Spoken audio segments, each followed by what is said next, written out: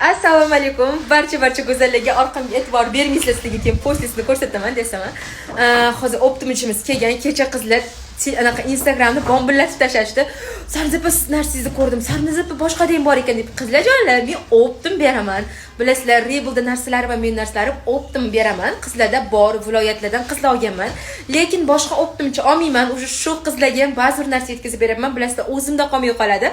Hozir optimchimiz kelgan. Berdi, turibdi. Hozir olib ketyaptilar narsa. Polnisi qanday bo'lyapti savdo? Zo'r, a?